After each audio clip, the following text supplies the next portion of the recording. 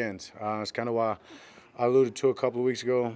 I hadn't done anything. You know what I mean? Like this team hadn't in this sense. Obviously, we're getting better, and that's the main and important goal. But what's in front of us is everything that we want, what we want to accomplish, and when we have that, starting with this the stretch here in December, leading into January, then we can take that momentum into the playoffs and go for what the real goal is. And so it's just continuously about building, and yeah, it's to make sure these guys understand to be focused.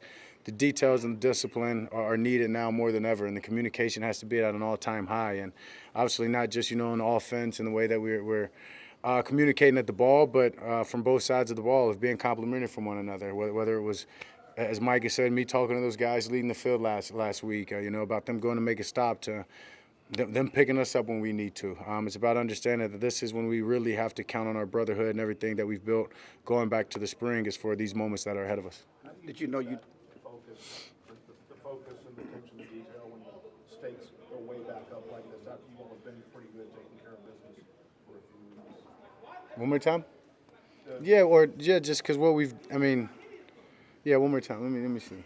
The stakes are really high again. You went through several games where he's a big favorite, all that kind of stuff. But you just talked about that focus and attention to detail. Yeah, because The stakes are high. Yeah, because these are the moments that we've prepared for, to be honest with you.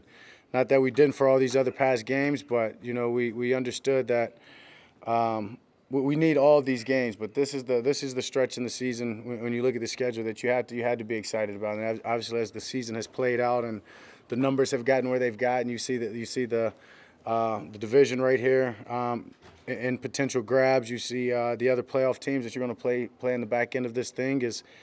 These are the moments that we've prepared for, we've built for, that we've worked this culture for, this brotherhood, and that's why we've got to be detailed. That's the focus to this team. Obviously, there's going to be a lot of noise. Other people are going to try to make it different than maybe what it is for us. But for us individually in this locker room, it's about playing our best ball right now, so we can use that momentum as we move forward. getting back to Mike, since no one's asking about him yet.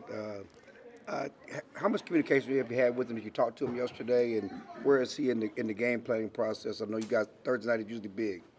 Yeah, talked to him last night. Yeah, probably was on meds, I'm sure, in a sense. Just kind of just telling me how it came up and came about, but he was well, doing well.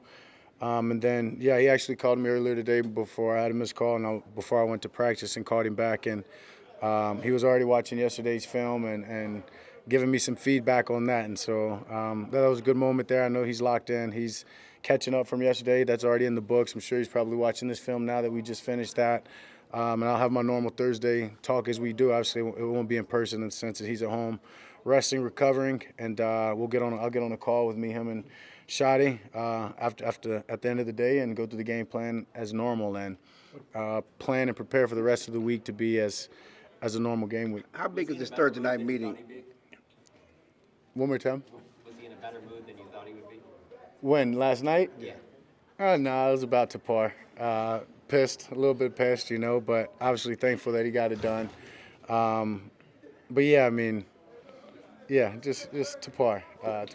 This Thursday meeting, what is that like, and how important is that to what y'all do on Sunday? And Yeah, it's huge. It's the going through the starters, the way we're going to start this game out, how we want to attack these guys, going over situationals, how we're going, favorite plays, favorite third downs, red zones, all that good stuff, depending on down and distance and third down.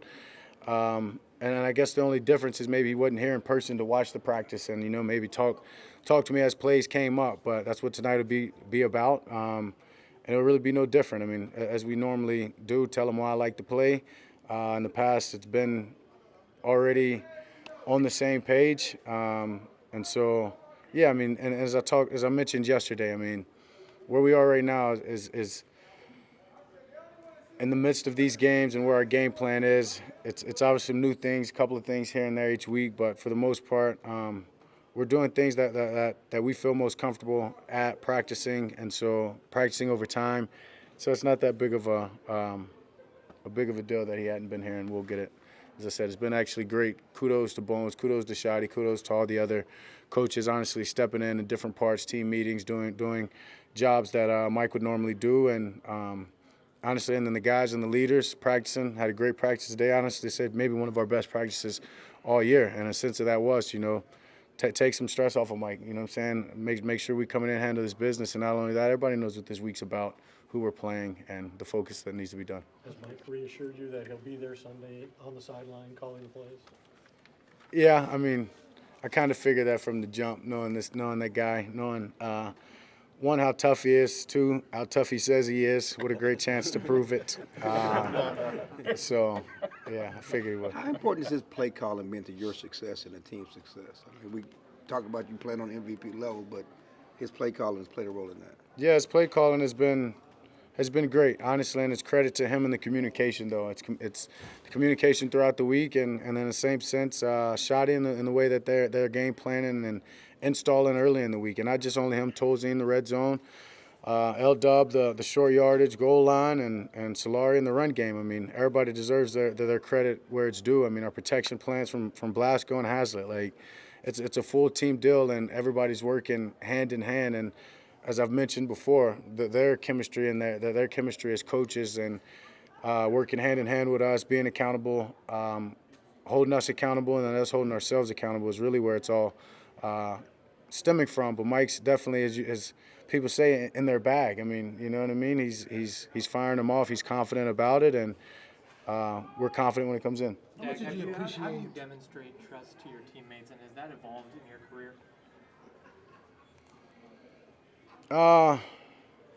Is it verbal? Is it actions? How do you know? Yeah, I mean, a little bit of all of it, honestly. If you're in that locker room, I'm going to, speed that process up for one, through the communication, through the verbals, and then as we get out there on the field, it's just by showing them through the reps. And then even when a play's not good, or to the expectations of either or, it's about going over there and hashing that out. And at the end of the day, it's communication. And that's something that this locker room does a great job of. As I've just said, the coaches do. And that's a big part of our culture right now, is the clear communication and the open lines of communication to be able to develop that trust, grow in that trust, and keep building. Along those lines, how much did you appreciate CD speaking up after the 49er game saying, we got to get our act together a little bit? We still back there? Look where you are now. Look where you were. Look where you Yeah, are I now. mean, yeah, y'all panicked. We didn't. Honestly.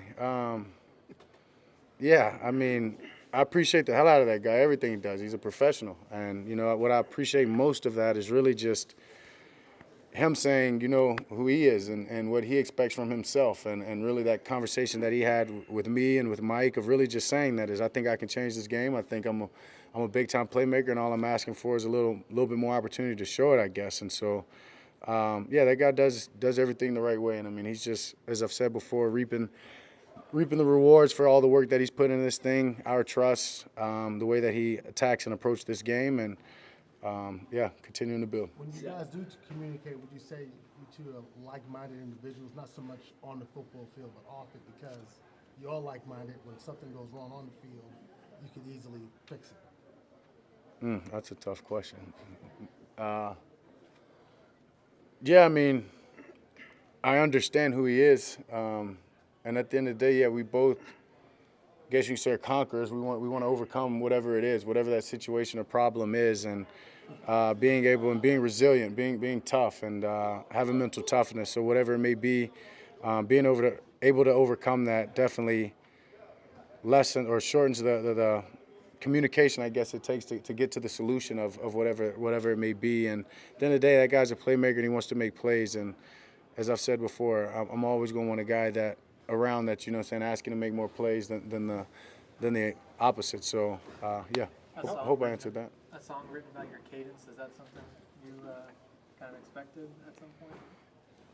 No, but no surprise. Honestly, Blackbeard in the group had messaged me before that asking, for me to send some lines over of here we go. I'm like, dude, there's enough on TV copy. Like, I appreciate it, but, you can grab somewhere. I'm good and focused, and obviously he understood. But, yeah, just to see now, obviously hear it and see where things taking off. Congrats to those guys, but just another moment of the reach that this position and the platform that I have. Pretty cool. You said you have one big team goal this year. How important is this game Huge. to achieving that? Yeah, huge. Obviously, it puts us in place for the division. Once again, I don't know how that shapes out, to be honest with you. I just know we got to get this game. And there's multiple games left, so we'll focus on that as we get there. But then also just in the sense of trying to get this one home field, and understanding our success through the past couple of years and how great it'd be, to play the postseason here at home. So it's huge. It's definitely a big game. Going back to CD's got the third most yards of any player on any route on go balls this year. How important is that route to your offense, and what's kind of led to the success of that route and that for you guys? Yeah, I mean, that guy's a playmaker. He's fast. We've got to stretch the field, and I think when we do that, show that we're going to do that, it allows everything to come off of that. That's credit to Mike and just the way that we want to attack people. We're going to attack you, and you've got to respect that. And once you do, that opens up the whole playbook. Yeah, Thank you. Thanks, John.